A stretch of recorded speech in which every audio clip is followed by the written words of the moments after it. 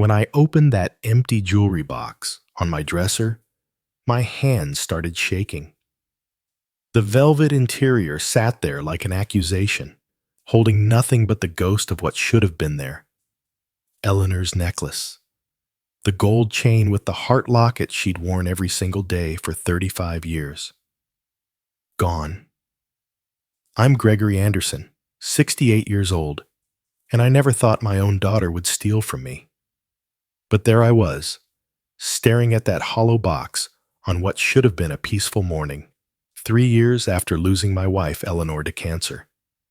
Downstairs, I could hear Rachel's voice cutting through the morning air, giving orders about breakfast. Her husband Travis was laughing at some sports show in my living room. Their daughter Madison was on her phone, complaining about being stuck in Dallas when she'd rather be back at college in Austin. Today was Eleanor's birthday. I'd planned to spend the morning alone with that necklace, the only piece of her I had left that still felt warm somehow. Instead, I faced this empty box and the chaos of my family treating my home like their personal hotel. I pulled the drawer out completely, dumping socks onto the bed.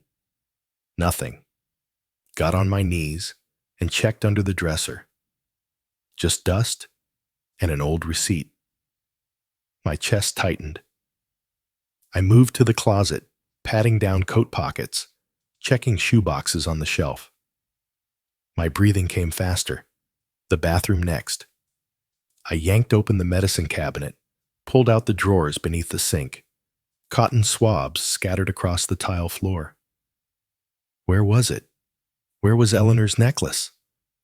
35 years of marriage, and that necklace was all I'd kept close.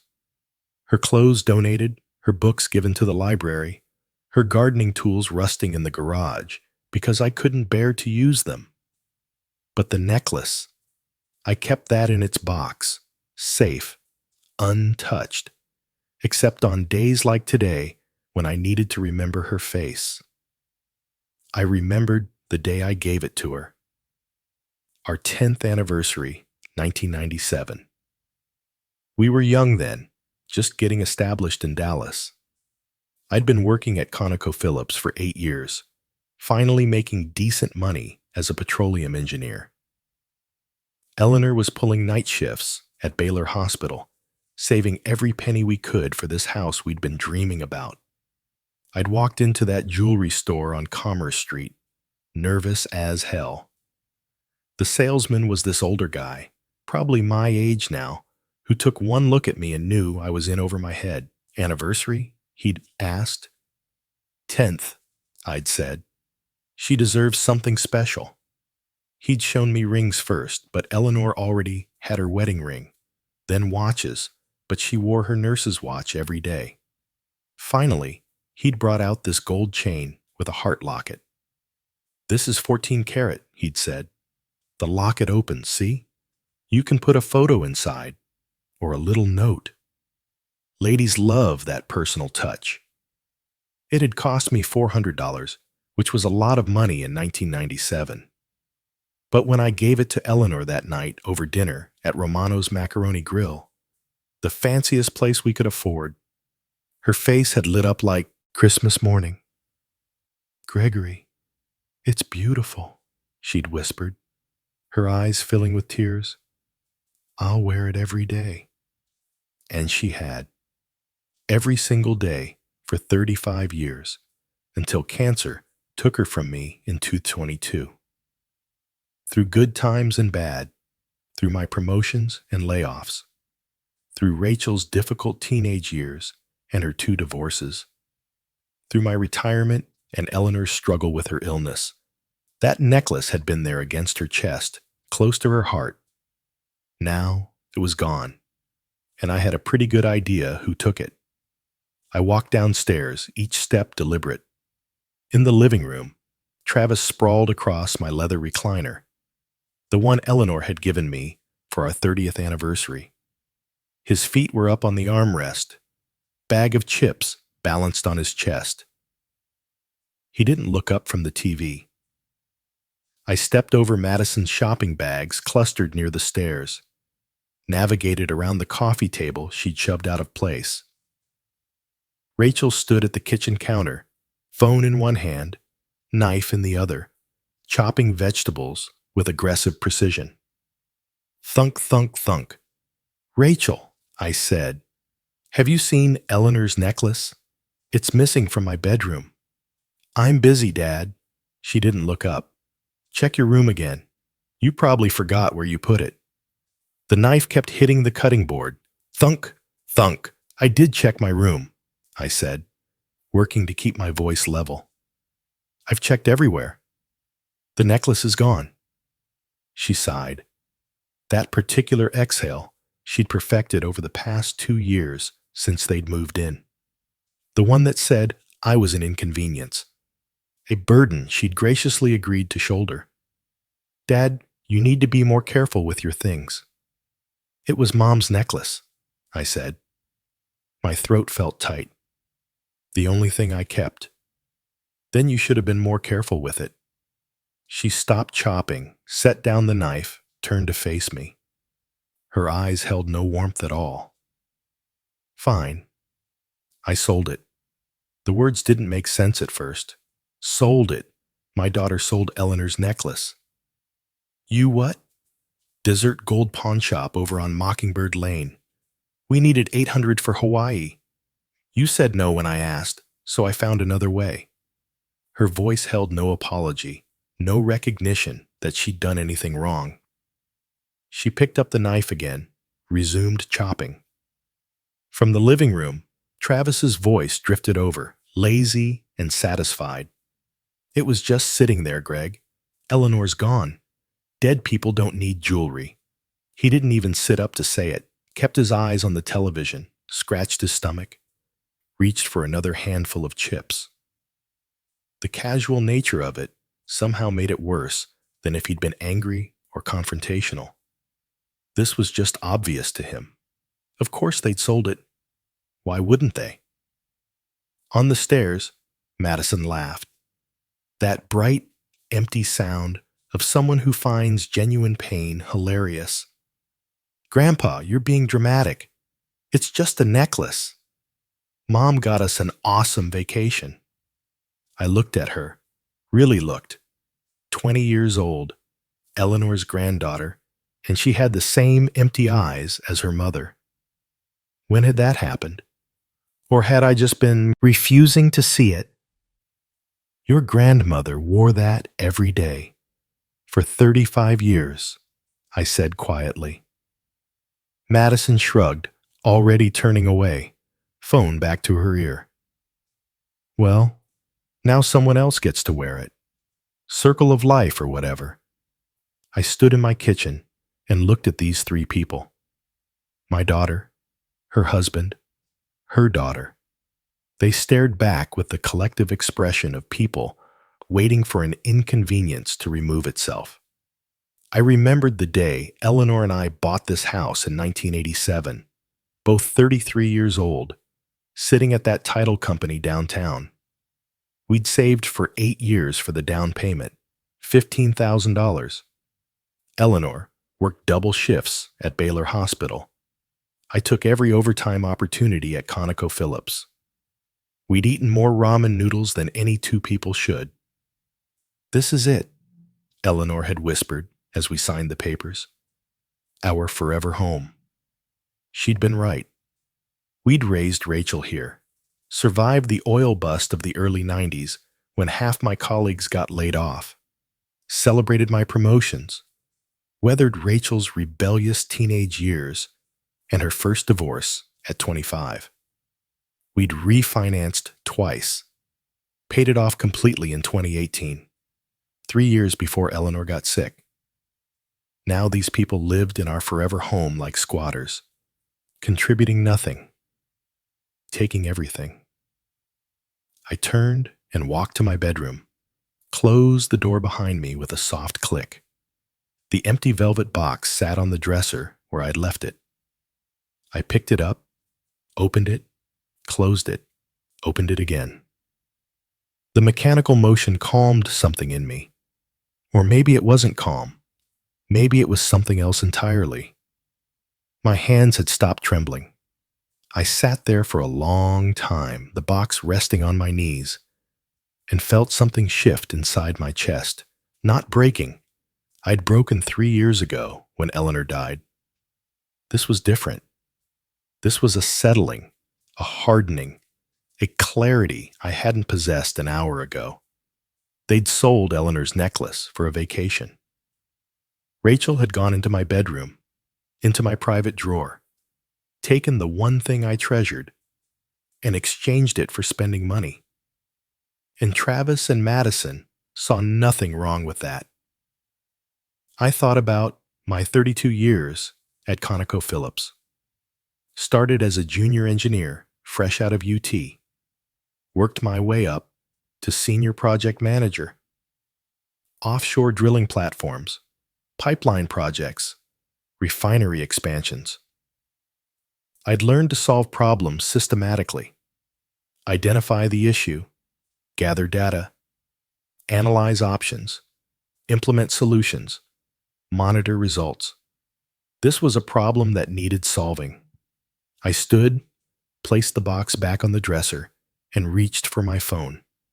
My hand stayed steady as I opened the browser and typed Pawn Shops Dallas. The engineer in me kicked in. I opened a spreadsheet on my laptop, created columns, shop name, address, phone, status. I'd work through this methodically, just like any drilling project. I started calling. The first shop, Lucky Star Pawn, didn't have it. The woman who answered sounded bored. Gold chain, heart locket. Inscription inside reads, Forever G and E, 14 karat. Probably sold yesterday, I repeated. To the second shop. Nope. Sorry. Third shop had closed permanently. Fourth didn't answer. I entered all the data in my spreadsheet, marked the status of each call. I sat on my bed for each call, maintaining my engineer's patience. Rachel's voice occasionally drifted up from downstairs. Travis's sports announcers provided steady background noise. I ignored it all, focused on the task. The sixth call went differently. Desert Gold Pawn. This is Harold. I'm looking for a gold necklace with a heart locket, I said. It was sold to you yesterday. A pause. Oh, yes. I remember that piece. Beautiful craftsmanship. Are you the husband? My chest tightened. I am. My wife passed 3 years ago. I'm very sorry for your loss. His voice held genuine sympathy. Sir, there's something you should know about that locket. I straightened. What do you mean? When I was examining it, the locket opened.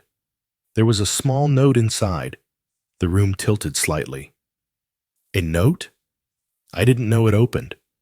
I removed it carefully. Didn't want to damage it. Has numbers written on it. Bank something. 35 years of marriage, and I'd never known the locket opened. Eleanor had worn it against her skin every single day. I'd never thought to look for a clasp. Never tried to open it. Did you tell the woman who sold it? I asked. She was already gone. Honestly, I'm not sure she knew the locket opened either. She seemed in a hurry. Of course she had. Rachel racing to convert my wife's jewelry into vacation money. She probably hadn't even looked at it closely, just saw gold and dollar signs. I need to buy it back, I said. How much? I gave her $800. Fair value is closer to $200. It's 14 karat gold, and the craftsmanship is exceptional. I did the math quickly. $1,200 was manageable. Social Security, plus my ConocoPhillips pension, gave me about $4,800 monthly.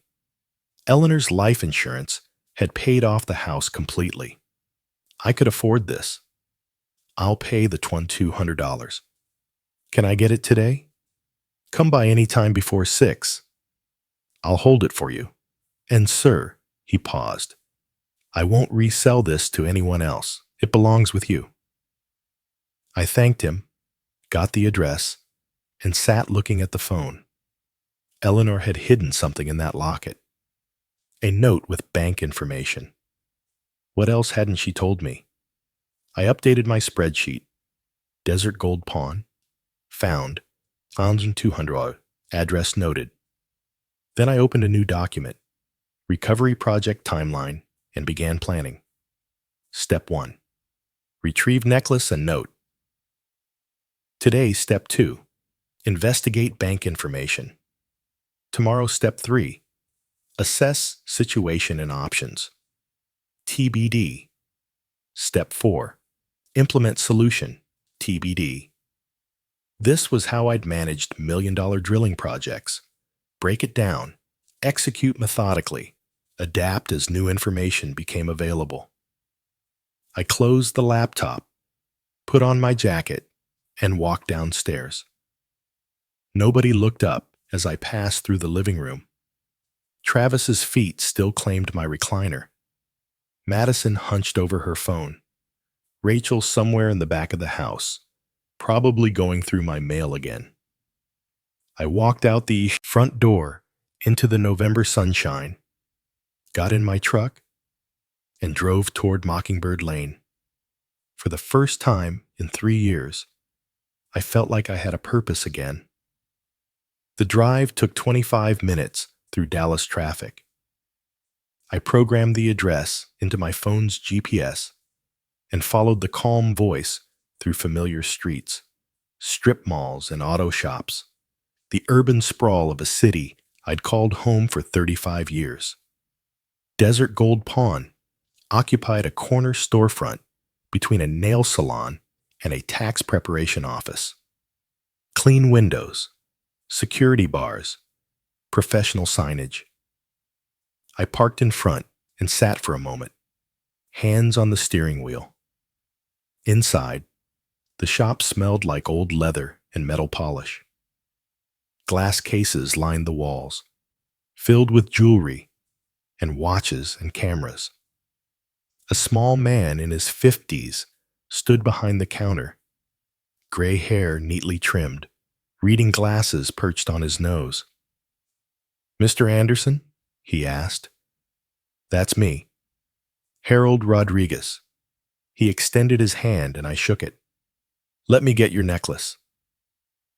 Harold disappeared into a back room and returned carrying a small bundle wrapped in soft cloth. He unfolded it carefully on the counter. And there it was, Eleanor's necklace. The gold caught the fluorescent light, looking exactly as I remembered it against her collarbone every morning for 35 years. The young woman who sold it, Harold said quietly, early 40s, seemed in a hurry. Didn't want to negotiate. I gave her $800, because that's fair for the weight, but I knew immediately it was worth more. He paused. "She, your daughter?" I didn't answer that. Just pulled out my wallet and counted out 12 100 bills. Harold had already prepared the paperwork. He pushed a small envelope across the counter. "The note," he said. "I put it in here for safekeeping." "Thank you," I managed. "Take care of it this time," he said gently. I drove 3 blocks before I had to pull over. My hands were shaking again, emotion flooding back now that the task was complete. I parked in a shopping center lot, truck facing the afternoon sun. The necklace felt heavier than I remembered. I held it up to the light, turning it slowly, looking for the clasp Harold had mentioned. There, so tiny I'd never noticed it before. A small indentation on the side of the heart. I pressed it with my thumbnail. The locket sprang open. Inside, rolled impossibly tight. A piece of paper, no bigger than my pinky nail. I used my fingernails to extract it, unrolled it carefully against my thigh. Eleanor's handwriting, microscopic but unmistakable. Bank of Texas, Box 4782. I sat in my truck staring at those words until the sun shifted and the windshield glare became too much. Eleanor had a safety deposit box at Bank of Texas, box number 4782, and she'd never told me. The next morning, I showered, dressed in my good khakis and a button-down shirt, and drove downtown to Bank of Texas's main branch on Commerce Street. The building rose 15 stories, glass and steel, intimidating. I walked through the revolving door into a marble lobby that echoed with quiet conversations and clicking heels. A young woman at the information desk looked up with a professional smile. Her name tag read, Lisa. "I need to access a safety deposit box," I said, sliding Eleanor's death certificate across the desk. I'd brought it, some instinct telling me I'd need it, and my driver's license. Lisa examined both carefully. Box 4782. "I'll need to verify you're listed as surviving spouse." She typed information into her computer, nodding. The box was opened last in 2019. No activity since then. Eleanor had been diagnosed in early 2022. She'd set this up 3 years before she got sick, before either of us knew what was coming. "My wife passed in 2022, I said. "She must have set this up before she was diagnosed." Lisa's professional mask softened slightly. "Take all the time you need in the privacy room, Mr. Anderson. I'll walk you through the process." She led me through a heavy door into a vault room.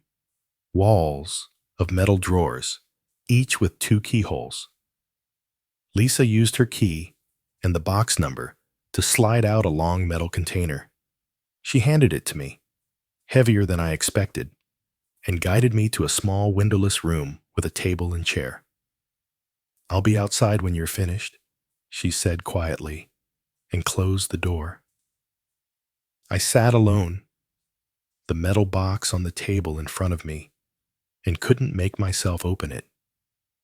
My hands rested on either side of it, feeling the cold metal, and I thought about Eleanor 6 years ago, coming to this same room, putting something inside this box, locking it away without telling me. Finally, I lifted the lid. Stacks of cash, $100 bills and bank envelopes, organized with rubber bands. I counted quickly, $47,000. And underneath it all, a sealed envelope with my name in Eleanor's careful handwriting. Gregory. I picked up the letter, held it against my chest with my eyes closed. She'd known. Somehow, she'd known something was wrong, known I'd need this, known Rachel would. My hands found the envelope seal. I broke it carefully, unfolded the paper inside. "My dearest Gregory," it began, "if you're reading this, I'm gone and you found what I've hidden." Her voice came through so clearly I could almost hear it. That slight rasp she'd developed in her 50s, the way she'd pause between thoughts.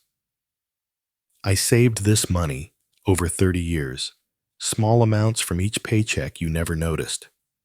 Don't be angry with me for the secrecy. I did it because I love you, and I know what's coming. Rachel has always been difficult. Remember when she was 28 and demanded we pay for her wedding? Then didn't invite your brother because he couldn't give an expensive gift? I saw her true nature then, the way she treats people as transactions, the way nothing is ever enough. After I'm gone, she'll see you as nothing more than a resource to drain. Travis will encourage it. He's always been a user. You know that, even if you won't say it. And Madison learns from her parents. I'm sorry to write these things, but you need to hear them. These savings are for you, my dear. $47,000 to protect yourself when you finally see what I saw. Don't let them turn you into a victim. You're stronger than you know. The house, the money, everything. It's yours. You worked for it. Don't let them take it out of guilt or obligation. I wish I could be there to protect you, but I trust you'll know what to do when the time comes. You've always been thoughtful, methodical, careful. Use those strengths now. Don't be pushed around, and know that I love you more than anything in this world. Forever yours, Eleanor. I sat in that small room and reread certain passages. The wedding incident, the warning about Travis, the instructions to be strong. Every word felt like validation I hadn't known I desperately needed. Eleanor had seen everything, understood everything, and she'd prepared for this moment. I folded the letter precisely, placed it in my jacket pocket over my heart. The cash stayed in the box, too much to carry safely, and I wasn't sure yet what I'd do with it. I stood, pushed the chair in, opened the door. Lisa looked up from her desk. All finished, Mr. Anderson? Yes. Thank you for your help. You're welcome. If you need to access the box again, just call ahead. I walked through the marble lobby, my footsteps echoing. Outside, afternoon sunlight hit me like a wall. I sat in my truck for 10 minutes, staring through the windshield at the parking garage's concrete wall opposite me, not really seeing it. Eleanor always having my back, even now, even from beyond. I touched the necklace under my shirt, felt the warm metal against my skin. The drive home happened on autopilot. Traffic lights, turn signals, merging lanes. At a red light on Commerce Street, I pressed my palm against the letter in my pocket. A horn blared behind me. The light had turned green. Home looked different when I pulled into the driveway. I sat watching through the front window before I got out. Rachel on the couch, feet tucked under her, phone pressed to her ear, laughing at something. Travis sprawled in my recliner. Eleanor's 30th anniversary gift to me. The brown leather worn to the shape of my body. Madison at the kitchen table, bottles of nail polish scattered, cotton balls everywhere, painting her nails bright pink. My house, my space, occupied like conquered territory. I walked inside. Nobody looked up. Rachel noticed the necklace first. The chain was visible at my collar where I'd tucked it inside my shirt. Her eyes fixed on it and her expression hardened. Is that Mom's necklace? You got it back. I touched it protectively. Yes. She stood, phone lowered, hand it over. We sold it. That makes it ours now. You can't just take it back. I bought it back. Paid $1,200. Her face flushed. With whose money? You're living on a fixed income. That's our inheritance you're wasting. Our inheritance. As if I were already dead. As if everything I owned already belonged to them. Travis pushed himself up from the recliner, moved closer. Rachel's right. You're spending money that should go to family. It was my wife's necklace. Your dead wife, he said it casually, like commenting on the weather. You've got to move on, Greg. Face reality. Reality? Yeah, you're old. This house is too big for you anyway. Sign it over now. Save everyone the trouble later. I looked at him. Really looked. Saw the calculation in his eyes, the barely concealed eagerness. He wasn't even pretending anymore. None of them were. From the table, Madison chimed in without looking up from her nails. Grandpa, you're being selfish. Mom and Dad need security. They live here rent-free. That's what family does. We take care of each other. Is that what this is? I asked quietly. Care? Nobody answered that. Rachel crossed her arms. Travis's jaw worked, like he wanted to say more. Madison blew on her wet nails. I walked to my bedroom and closed the door. The soft click of the latch felt final, somehow. I sat on the bed, took out Eleanor's letter, unfolded it, reread the final paragraph. Use those strengths now. Don't be pushed around. I placed the letter carefully in my nightstand drawer. From my desk, I retrieved a yellow legal pad and pen, sat down at the desk Eleanor had bought at an estate sale years ago, the surface scarred and solid. At the top of the first page, I wrote, March 17th, actions taken. Below it, I began a list. The first item, 1. Document everything. That afternoon, I called Patricia Martinez, an elder law attorney I had found online. Her receptionist scheduled me for the next day at 2:00 p.m. Her office was downtown, 20 minutes from the bank. I spent the evening gathering documents, bank statements showing the loans to Travis that were never repaid, $18,500, over 3 years. Nothing but zeros in the repayment column. Utility bills in my name only. Property tax records. The house deed, purchased 1987, paid off 2018. My name alone.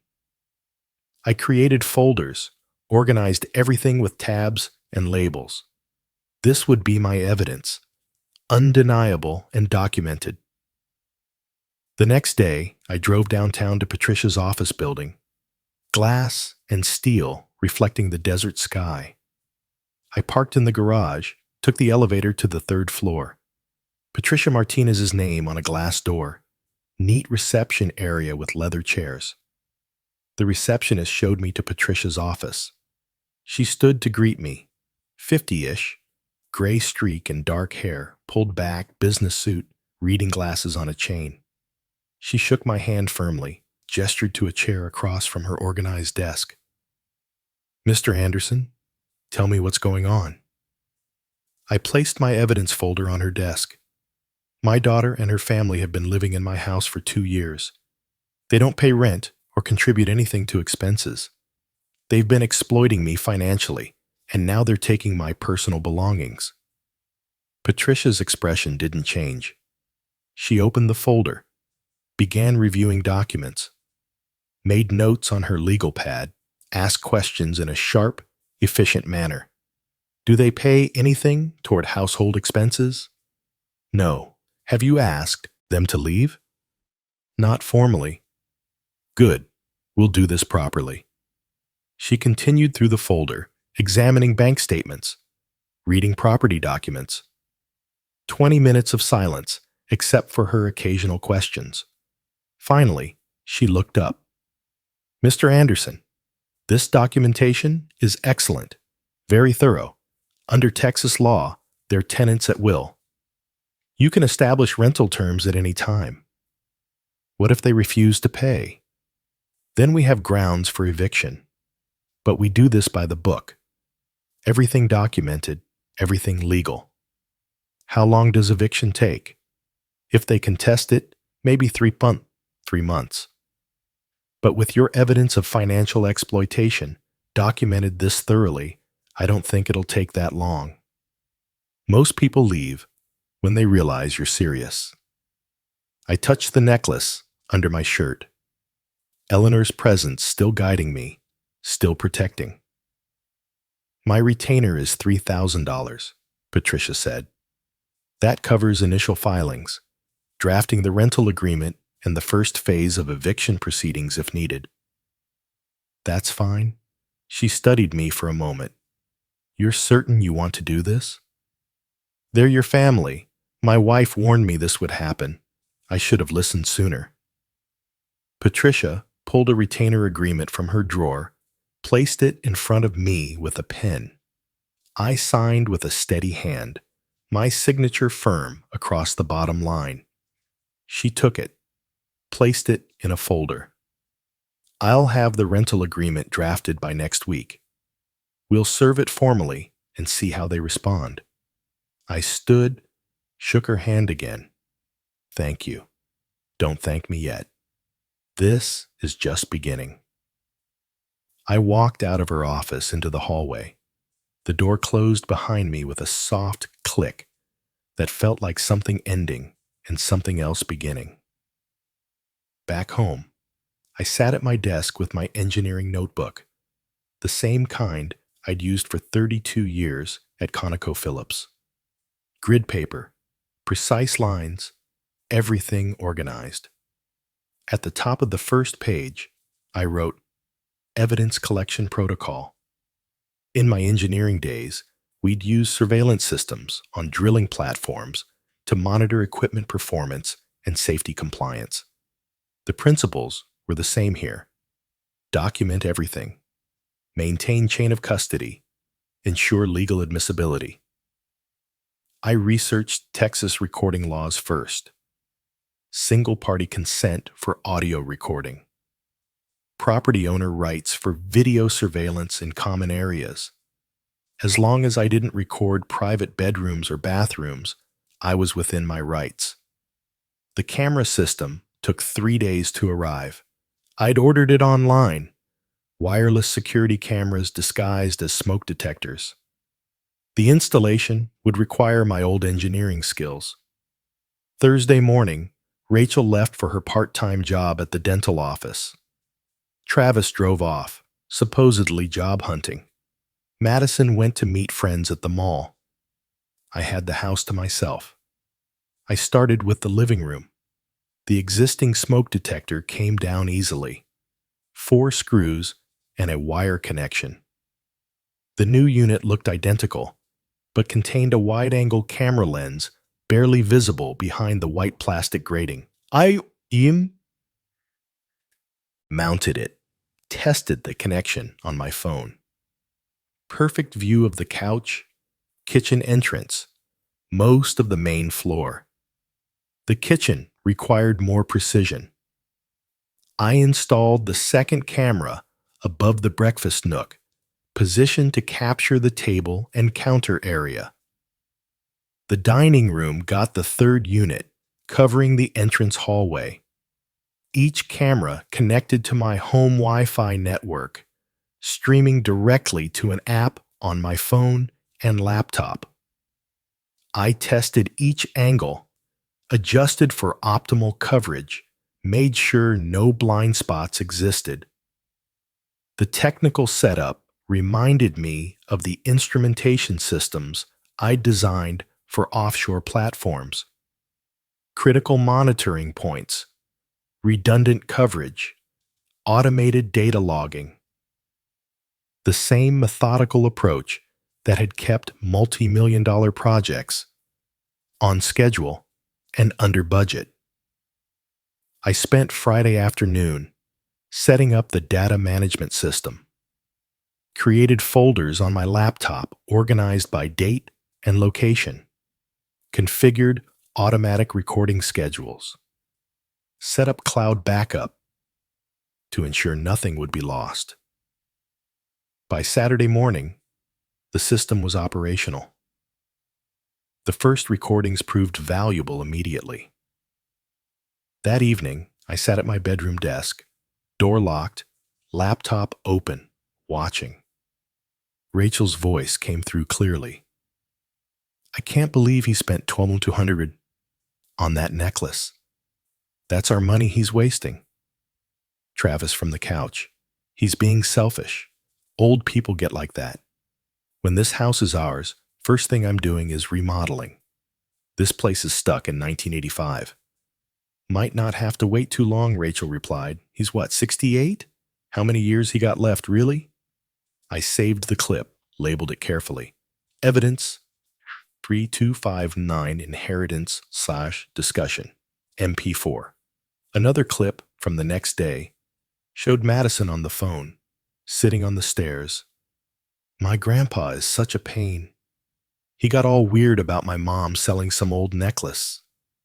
Her friend's voice, faint. Why'd she sell it? We needed Hawaii money. He wouldn't give it to us, so Mom took care of it herself. Honestly, I'll be glad when this house is ours, and we don't have to deal with his drama. I saved that clip too. The folder was growing. The financial forensics took longer.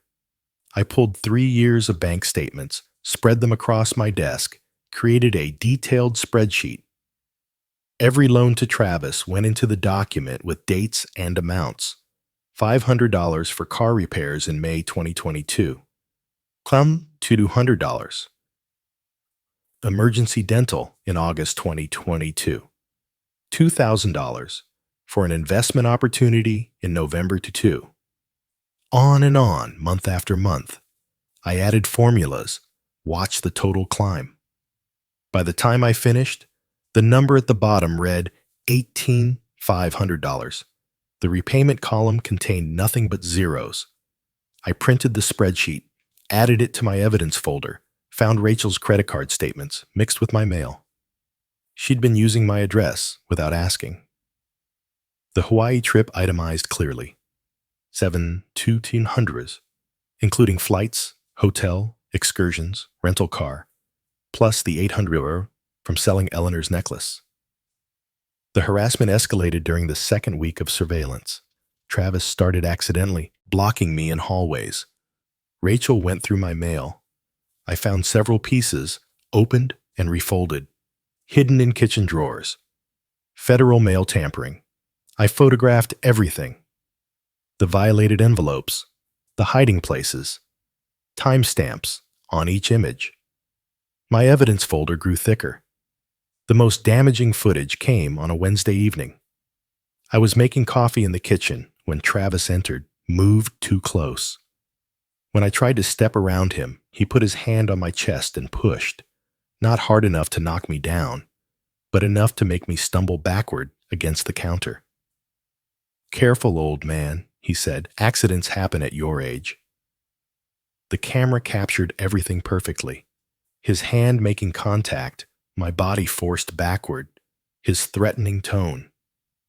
Clear assault, documented with timestamp and HD video.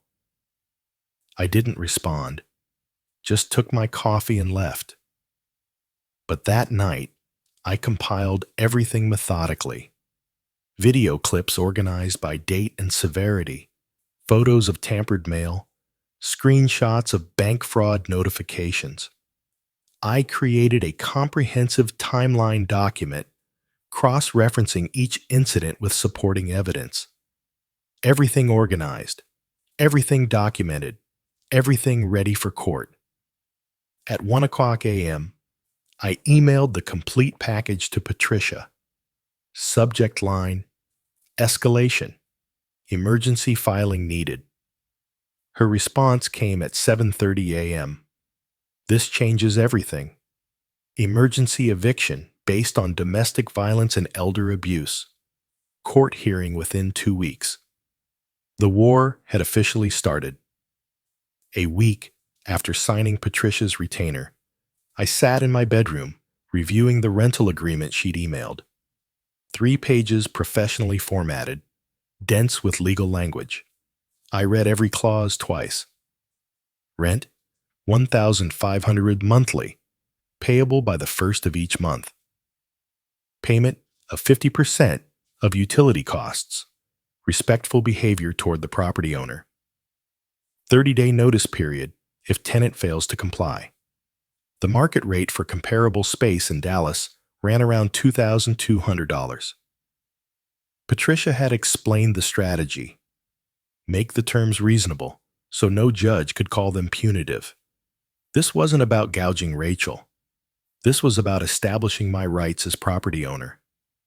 I clicked reply, typed, "This is perfect. Let's proceed." Hit send without hesitation. Patricia arranged for official service. On April 10th, at 2:00 p.m., a woman arrived at my door carrying a leather portfolio. Professional attire, all business. Deborah Klein, Notary Public. Rachel appeared behind me. Who's this? I stepped aside. Let Deborah enter. She moved to the dining table, opened her portfolio, removed the rental agreement, and her notary seal. Miss Anderson Porter, I'm here to serve you with a rental agreement for this property. Deborah's voice carried formal weight. Please read it and sign acknowledging receipt. Rachel snatched the document. Her eyes moved rapidly across the first page. Her expression darkened with each line. $1,500 a month, plus utilities? This is insane.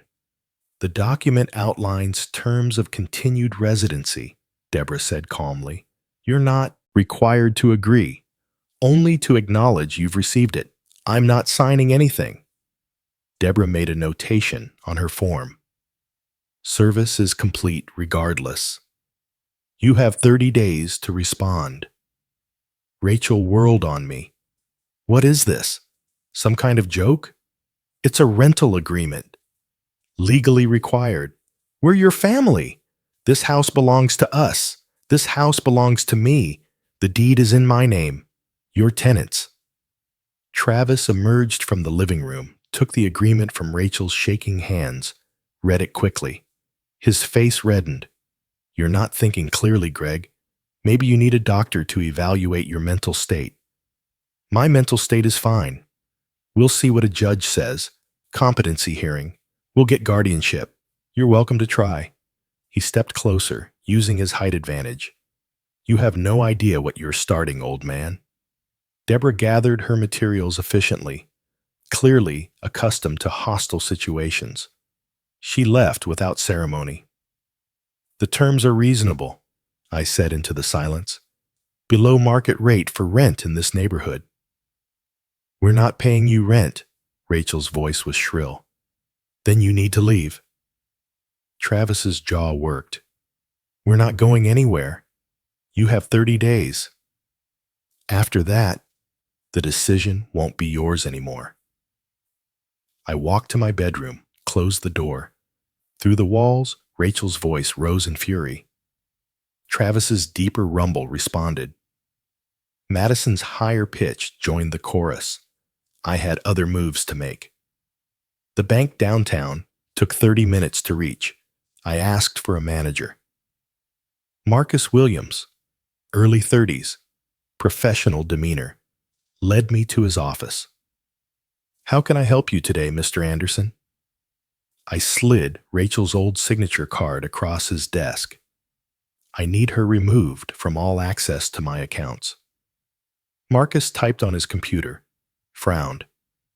She hasn't accessed the account recently, but there was an attempt last week, April 3rd. We denied it because she didn't have proper ID, but she claimed to be acting on your behalf. My jaw tightened. April 3rd, the same day I'd met with Patricia. Rachel had tried to drain my accounts while I was securing legal representation. Remove her completely. New passwords, new security questions. I'll flag the account for fraud attempts as well. Marcus made notes. Would you like documentation of the attempted access? Yes. He printed the security log. I added it to my evidence folder. The next morning, I met with Andrew Morrison, an estate specialist Patricia had recommended. Andrew reviewed my existing will, everything to Rachel, drafted 5 years ago, and set it aside. You're certain about these changes? Completely certain. He pulled out fresh documents. I initialed each page, signed with a steady hand. 3 beneficiaries: the Dallas Homeless Coalition, the Alzheimer's Research Foundation, and the Texas Elder Rights Advocacy Center. Rachel would receive nothing. Effective immediately, Mr. Anderson. Andrew witnessed my signature, applied his notary seal. Back home, I avoided the living room where my family congregated. Heard Rachel on the phone. Aishi, yeesh what? No mom's lawyer might help. I didn't know Eleanor's family attorney, but I doubted he'd take Rachel's side. Rachel'd once he understood the situation. The next few days, I documented everything methodically. Travis deliberately blocking me in hallways.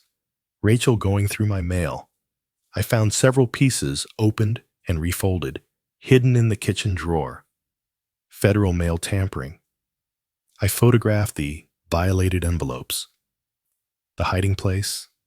Everything. April 14th evening. I tried leaving my bedroom for dinner. Travis leaned against the wall directly outside my door. "Excuse me." He didn't move. "We need to talk about this rental nonsense." "Move, please." He shifted slightly. "Not enough." "What if I don't? I'll call the police." He laughed. "For what? I'm standing in a hallway." He eventually moved, but the message was clear. The hallway camera captured everything. That same night, he escalated further. The kitchen incident was captured perfectly on camera.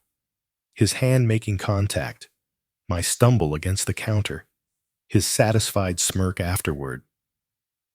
I compiled everything methodically. Video evidence, financial records, mail tampering photos, created emergency folders, wrote detailed emails to Patricia. Her response was immediate. "Call me. This changes everything. The push is assault. The mail tampering is federal. The bank fraud attempt is elder exploitation. We're filing for emergency eviction based on domestic violence and financial abuse." How fast? Court hearing within 2 weeks. They're going to regret escalating this. The trap had closed around them. They still thought they were winning, still believed their tears and threats would force me to capitulate. They had no idea what was coming. 2 weeks until the hearing. 2 weeks until justice arrived. 2 weeks later, I sat in a courtroom watching Judge Margaret Stone review documents at her bench. The emergency hearing had arrived. Patricia sat beside me, 2 accordion folders on the table. Across the aisle, Rachel huddled with her attorney Robert Carlson and Travis. Judge Stone looked up, steel gray hair framing sharp eyes that had seen countless family disputes. "I've reviewed the evidence submitted by Ms. Martinez. The videos are particularly disturbing." Carlson stood. "Your Honor, this is a family dispute. Emotions are running high." "Mr. Carlson," Judge Stone interrupted, "assault is assault regardless of family relationship, and the mail tampering is a federal offense." She gestured for him to sit. "I'm issuing a temporary restraining order. Mr. Porter will maintain a distance of at least 10 feet from Mr. Anderson within the shared residence. Any violation will result in immediate arrest." Travis nodded reluctantly, jaw tight. "The full eviction hearing is scheduled for July 2nd.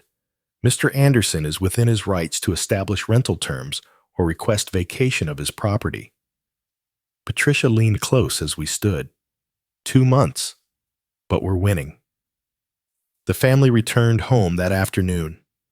The restraining order changed nothing fundamental. Travis kept his distance physically, but the hostility remained. They refused to pay the $1,500. Ignored every communication from Patricia. They were squatting in my house, betting I'd give up. Mid-May, I made a decision that surprised even Patricia. "I want to sell the house." Silence on the phone. Then, "Gregory, that's radical, but strategically brilliant. Remove the asset they're fighting over." "Exactly." She recommended Robert Santos, a real estate agent who handled difficult situations. He arrived May 20th at 10 o'clock a.m., carrying a leather portfolio and digital camera. "Mr. Anderson, let's see what we're working with." I walked him through each room. He photographed everything. Living room with family clutter pushed aside. Kitchen dated but functional. Bedrooms showing wear. He measured with a laser device, made notes on a tablet. Rachel watched from the hallway, arms crossed, suspicious, but not understanding. In the backyard, Robert measured the fence line. Rachel stormed out. "Who are you? What are you doing?" Robert remained professional. "I'm a licensed real estate agent conducting a property assessment." She turned to me, face draining of color. "Dad, what's going on?" "I'm selling the house." "No. No, you can't." She advanced, then stopped, remembering the restraining order, calculating whether it applied to her. "This house is ours. I grew up here. It's my house. My name on the deed, my decision." Robert finished his measurements, thanked me quietly, left Rachel standing in the yard looking stricken. The next day, he called with his assessment. "The property is in good condition. Some cosmetic updates would help, but it's marketable as is. I'd list at $385,000. You should expect offers in the $375,000 to $385,000 range within 2 weeks. How fast can we move? List it tomorrow. With the Dallas market, you'll have offers by the weekend. Do it." A week later, Robert returned with a company truck and assistant. They installed a large sign in the front yard, bright red and white, impossible to miss. For sale in bold letters, Robert's photo and phone number below. Rachel watched from the living room window, face twisted with rage and disbelief. Within hours, the listing went live online. My phone buzzed. "Your property is now active on the MLS." The first showing happened 3 days later. A young couple, Sarah and Marcus Taylor, both in their early 30s, walked through awkwardly. I'd retreated to my bedroom, but I could hear them moving through the house. Rachel's family stayed put, glaring at the intruders. Travis deliberately sprawled on the couch, making them uncomfortable. The young woman's voice drifted down the hall. "Are the current occupants included?" Robert's diplomatic response: "The property will be vacant at closing." Despite the hostility, they were interested. Robert called me that evening. "They're making an offer. $383,000, $2,000 under asking, but they're pre-approved and want a fast close. Accept it. You're sure? You don't want to counter? Speed matters more than $2,000. Accept it." Meanwhile, Rachel made desperate attempts to build a defense. I watched from my window as she approached Mrs. Patterson on the sidewalk. "Mrs. Patterson, I need your help. My father is trying to evict us. Can you testify that I've been caring for him?" Mrs. Patterson's discomfort was visible. "Oh dear, I'm not sure I can do that. You've seen me here. You know I take care of him. Rachel, honey, I've seen you and your family living in his house. I haven't seen much caring, if I'm honest. You don't understand the situation. I think I understand it just fine." Mrs. Patterson walked away quickly. Rachel tried 2 more neighbors with similar results. Nobody would testify to something they hadn't witnessed. Late May, I met Robert at a coffee shop to finalize the acceptance. He spread the purchase offer across the small table. Multiple pages of legal documents, signature lines highlighted in yellow. Initial here, here, and here. Sign at the bottom. I picked up his pen, initialed 3 pages carefully, signed my full name on the acceptance page. Gregory Anderson. My signature was firm, unhesitating. Robert countersigned, as agent, slid the documents into his portfolio. "I'll submit this to their agent today. Closing is scheduled for August 15th. We shook hands. As I walked out into the bright June sun, my phone buzzed. A text from Patricia. July 2nd is 3 weeks away. Are you ready? I typed back one word, yes. I woke before dawn on July 2nd, dressed in the dark suit I'd worn to Eleanor's funeral 3 years earlier. Straightened my tie in the mirror, seeing my own face, older now, harder somehow. I touched the necklace under my shirt, felt the warm gold through the fabric. Today was the day Patricia met me in the courthouse hallway at 9 o'clock. She wore a sharp business suit, carried those same accordion folders, now even thicker with evidence. We have everything we need, she said. Video evidence, financial records, witness statements from neighbors. Rachel arrived moments later with Carlson, Travis, and Madison. We sat on opposite sides of the hallway, not speaking. The silence felt appropriate. At 10 o'clock, we filed into the courtroom. Judge Stone took her bench, reviewed papers briefly, looked up. Ms. Martinez, you may proceed. Patricia stood at the podium. A screen had been set up for video presentation. She played the clip of Travis pushing me against the counter. The judge leaned forward, watching intently. This was recorded April 14th, the day before we filed for emergency relief.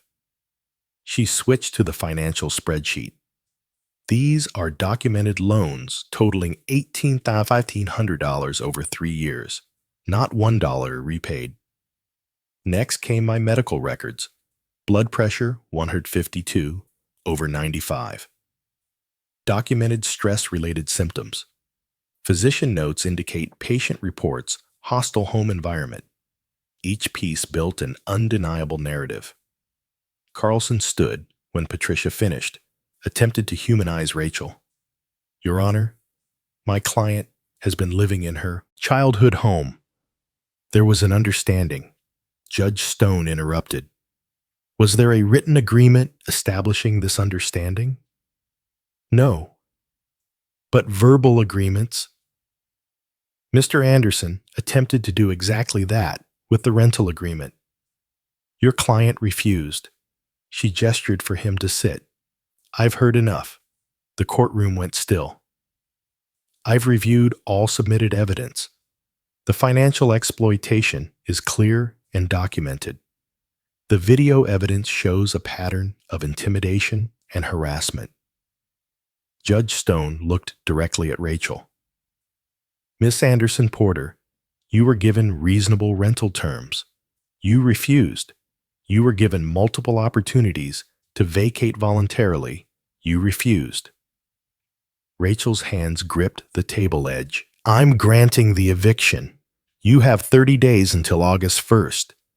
If you're not out by then, the sheriff will execute the order. Rachel started crying. Travis stared straight ahead, stunned. Madison reached for her phone before the bailiff cleared his throat meaningfully. Outside the courtroom, Rachel approached me in the hallway. Her face was blotchy, mascara smeared. Dad, please don't do this. We'll change. We'll pay the rent. It's too late for that. Where are we supposed to go? That's not my problem anymore. How can you be so cold? We're your family. I looked at her. Really looked, seeing Eleanor's features in her face, but none of Eleanor's warmth. You had 3 years after your mother died to act like family. You chose to act like parasites instead. She recoiled as if I'd slapped her. Patricia touched my arm. Gregory, we should go. The sale moved forward on its own timeline. Mid-July, a home inspector walked through with Sarah and Marcus Taylor following. Rachel's boxes were already stacked in corners, the reality of departure setting in. The inspector checked electrical panels, plumbing, foundation. Water heater is older. Roof has maybe 5 years left. Nothing major. Sarah asked me quietly, "Have you lived here long?" 38 years. Built most of the deck myself. Marcus smiled. It's a good house. Solid. It deserves a family that will appreciate it. Sarah understood what I wasn't saying. We'll take good care of it. That's all I ask. July 19th, one day before the deadline, a rental truck appeared in the driveway. I stayed in my bedroom, door closed, listening to the sounds of departure. Furniture scraping across floors, boxes thumping, Rachel's voice giving sharp orders, Madison complaining about heavy lifting. Neighbors watched from their yards, witnessing the family's exit. A knock on my door. I opened it. Rachel stood there, exhausted, defeated, covered in sweat and dust. Are you happy now? You got what you wanted. I didn't want this. You forced it. I'll never forgive you. I don't need your forgiveness. I have Eleanor's approval. That's enough. Her face hardened. I hope you're satisfied. I'm not satisfied, but I'm free. She turned away. Minutes later, the truck's engine roared to life. I watched from my window as it pulled out of my driveway, taking my daughter away, perhaps for the last time. The house felt different immediately, lighter. The air moved more freely. I walked through the empty rooms as evening light slanted through windows. Every footstep echoed. In the living room, deep scratches scored the hardwood where the couch had been dragged. The master bedroom had a fist-sized hole in the wall, Travis's anger leaving its mark. The kitchen counter was stained. A cabinet door hung crooked. I photographed everything with my phone, narrating quietly. July 19th, 6 o'clock p.m., documenting condition after occupant's departure. I wasn't planning to pursue them for damages. I'd already won. But the documentation felt necessary, final proof of who they really were. Standing in the center of the living room, I held my phone displaying the trail of destruction. Gouged walls, stained floors, broken fixtures. I didn't feel angry looking at these images. I felt validated. Eleanor had been right about everything. Her letter had prepared me for this moment, for these people wearing familiar faces but empty of love. Through the front window, the for sale sign stood in the yard with a red sold rider attached at the top. 4 weeks until closing. 4 weeks until I left this house forever. I touched the necklace one more time, then walked to my bedroom to begin my own packing. The quiet was extraordinary. After 3 years of chaos and voices and demands and hostility, the silence felt like a gift. I was free. 3 days later, I sat at my laptop browsing real estate listings in Plano. The silence echoed around me, my packed boxes lining the walls. I'd set specific parameters. 2-bedroom condo, safe neighborhood, under $200,000, starting over at 68, entirely on my terms. The first property felt wrong, too modern, no warmth. The second was ground floor, which made me uneasy. Then the realtor showed me a second-floor apartment in a quiet Plano complex. It's a 55-plus community, very quiet, very secure. I stepped onto the balcony. Mountain views, afternoon breeze, other residents my age, walking dogs below. Security gate, cameras, community room. Can we make an offer today? She looked surprised. Of course. Full asking price, cash, no contingencies. By early August, the purchase was finalized, $195,000. I used Eleanor's money and part of the house proceeds, no mortgage. The freedom felt extraordinary. I spent a week transforming the second bedroom into a workshop. Unpacked power tools still wrapped in factory plastic. I'd sold my old equipment years ago when Rachel's needs consumed my time and space. Now, I set up a workbench, installed pegboard for tools, arranged storage bins methodically. The table saws were, when I tested it, was deeply satisfying, familiar. I selected oak for my first lumber purchase, began cutting pieces for a shadow box for Eleanor's necklace. Sawdust filled the air. For the first time in years, I was creating something rather than managing someone else's chaos. August 15th arrived, closing day. I met Sarah and Marcus Taylor at the title company. Bland office, beige walls, stack of documents. We sat across from each other at the conference table. The title officer explained each document. I signed page after page, my signature automatic from decades of engineering contracts. Sarah slid an envelope across the table. We wrote you a letter for later. I accepted it, tucked it in my jacket. Marcus handed over a check for the remaining proceeds. The title officer passed the house keys to the Taylors. Sarah's eyes were bright. Thank you for trusting us with your home. Make it yours now. That's what it needs. I walked out carrying only a box of photos and Eleanor's necklace. Didn't look back. Drove directly to my new apartment. That evening, I sat on my new couch in the quiet space that was entirely mine. Opened Sarah's envelope, read their letter. We want you to know, we understand the sacrifice you made. We'll fill it with love and laughter. You gave us more than a house. You gave us a future.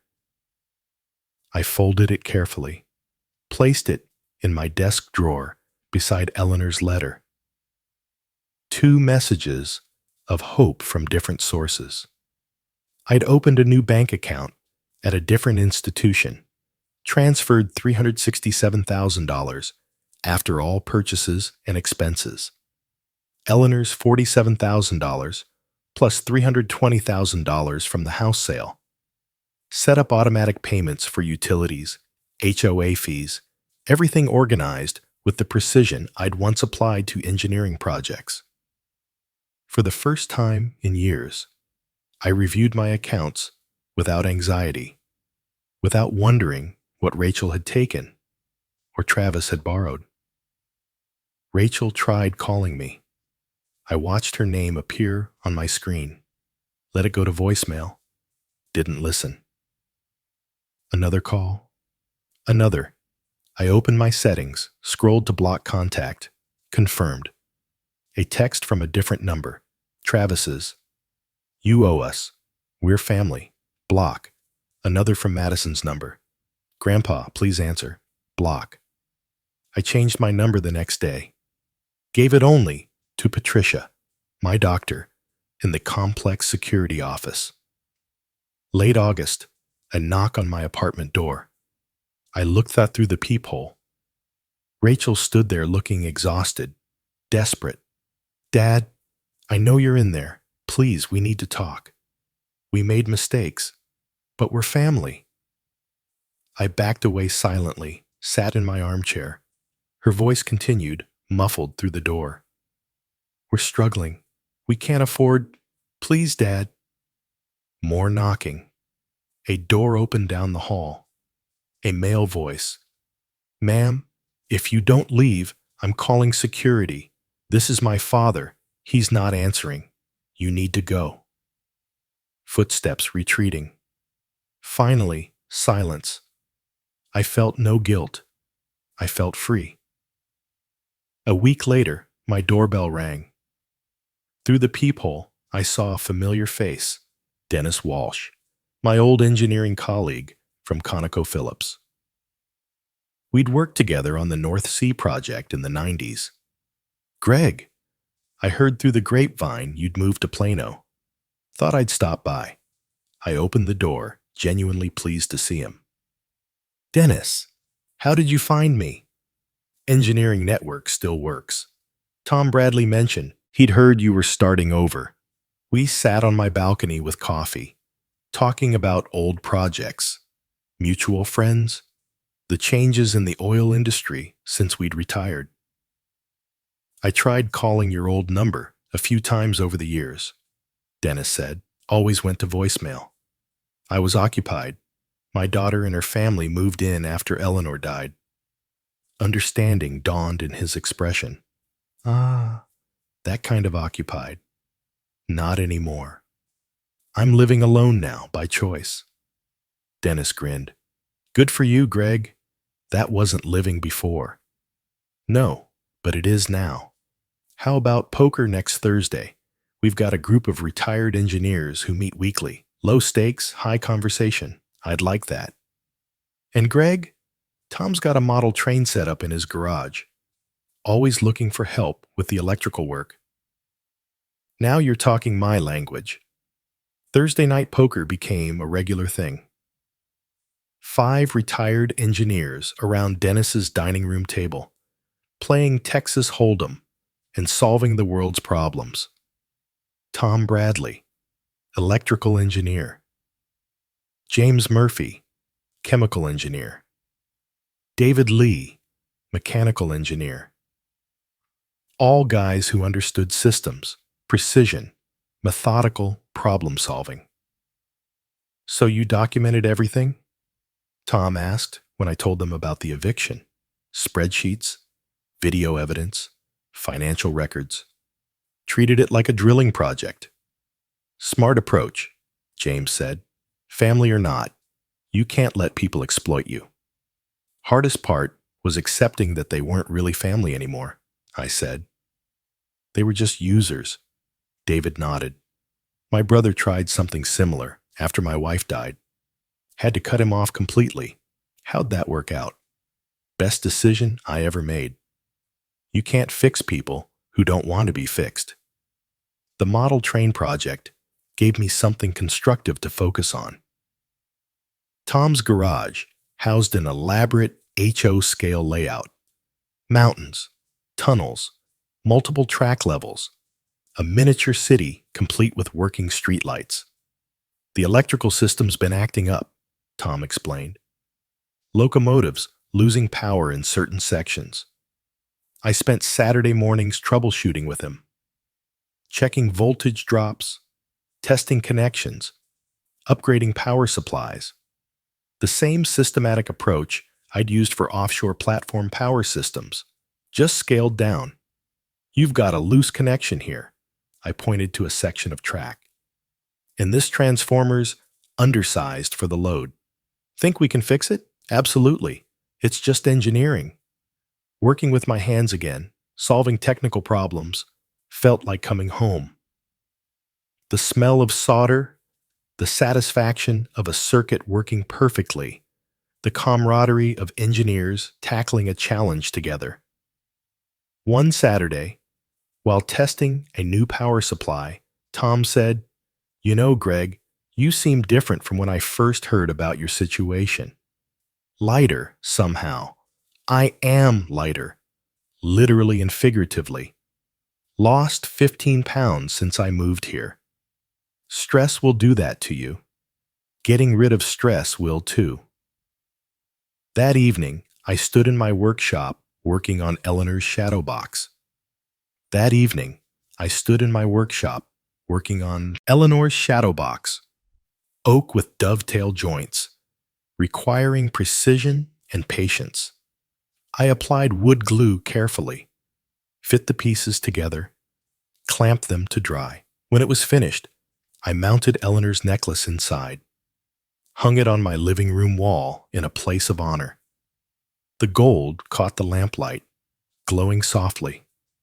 On the first anniversary of finding Eleanor's letter, I sat in my new living room, her necklace displayed in the custom shadow box on the wall. The gold caught the lamplight, exactly as it had caught the light on her skin for 35 years. I'd changed my phone number, blocked all contact from Rachel's family. They'd tried calling, texting, even showing up at my old address before learning I'd moved. Rachel had left several voicemails before I changed numbers. First angry, then pleading, finally threatening. She'd hired a lawyer to contest the sale, claiming elder abuse and diminished capacity.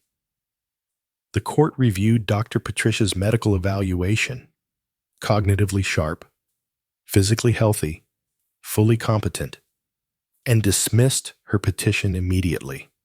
My retirement was mine again. My time, my money, my peace. I joined the poker group, started working on Tom's model trains, even begun a friendship with Carol Watson, a widow who lived 2 buildings over in the complex. At 68, I was learning what freedom felt like. Eleanor had saved me, even from beyond the grave. Her letter had given me permission to choose myself over obligation, to protect what we'd built together from people who saw it only as their inheritance. I touched the shadow box gently, feeling the smooth wood I'd crafted with my own hands in my own workshop, on my own schedule. "Thank you," I whispered to the quiet room, "for everything." The necklace gleamed in response, holding secrets no more, its purpose finally fulfilled. 2 days before Eleanor's birthday, 3 years since she'd passed, I sat in Patricia Martinez's office one last time. She slid a document across her desk. My newly finalized will. "It's official. Everything goes to the 3 charities as you specified. Your daughter is explicitly excluded, with an explanation that she's already received what you consider her fair share during your lifetime." I read the relevant section quietly. "To my daughter, Rachel Anderson Porter. I leave nothing, as she has already received substantial financial support during my lifetime and has demonstrated through her actions that she values my assets more than our relationship." I initialed each page, signed all 3 copies. Patricia and her paralegal witnessed. The notary seal was applied. "You're protected," Patricia said. She showed me another document. "Rachel tried to file for guardianship, claimed you were mentally incompetent to manage your affairs." I wasn't surprised. What happened? I arranged for a comprehensive evaluation. The results: cognitively sharp, physically healthy, fully competent. Her petition was dismissed immediately. I felt vindicated, but not shocked. I'd always known was fine. Rachel was the one who was broken. Patricia handed me another letter. This came from her attorney yesterday, requesting family mediation to repair relationships. I read it once. The desperation was transparent. Rachel needed money, hoped reconciliation might lead to some inheritance. "No," I said simply. "I'll draft a response declining. The matter is closed. Thank you, Patricia, for everything." She smiled. "It was my pleasure, Gregory. You deserve justice."